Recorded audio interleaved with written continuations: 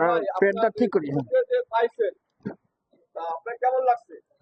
অনেকদিন পরে, প্রায় আজ থেকে আরো 10-15 বছর হয়ে যাবে, তার সঙ্গে আমার দেখা আমার বাড়িতেই অবশ্য ভাগ্যক্রমে গিয়েছিল। তো আজকে আবারও দ্বিতীয়বারের মতন আমার সামনাসামনি আমি তার হয়েছি। তো আমার গুরুর থ্যাংক ইউ। বন্ধুরা, আমি আশীর্বাদ চাই যাতে আমি আরো সুন্দরভাবে খেলা দেখাতে পারি, এবং আমার গুরুকেও আমি বলবো যে আমাকে যাতে দোয়া করে, আশীর্বাদ করে। অবশ্যই অবশ্যই অবশ্যই। যেহেতু গুরু আপনার সাথে আপনার ছাত্র অনেকদিন পরে দেখা হলো, আপনার কেমন লাগছে? না, আমাকে খুব ভালো লাগছে, কিন্তু আমি লোক মারফতে শুনি, অনেকে শুনি যে অমুক জায়গায় শো করতেছে, অমুক জায়গায় শো করতেছে, এবং তার একটা মেয়ে আছে, সে আমি ওর ওয়াইফ আমি জানতাম না, আমি অ্যাসিস্ট্যান্ট মনে করছি, কিন্তু ও অ্যাসিস্ট্যান্ট খুব ভালো সুন্দর লোডের খেলা করে, ছাতার খেলা করে, বিভিন্ন খেলা। আমি সেই জন্য বিশেষ করে তার রাখি।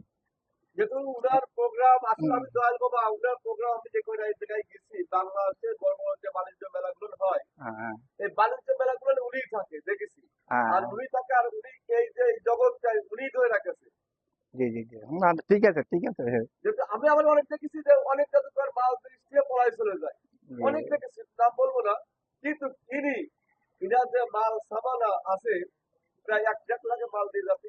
জি জি, দাদা আপনি কিছু বলেন।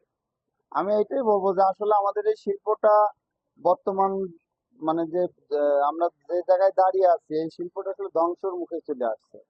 তো ধ্বংসের মুখে আসার একটাই কারণ, আমরা জাদু শিখতে পারি না, কিন্তু আমরা বড় জাদুকর হয়ে যাই।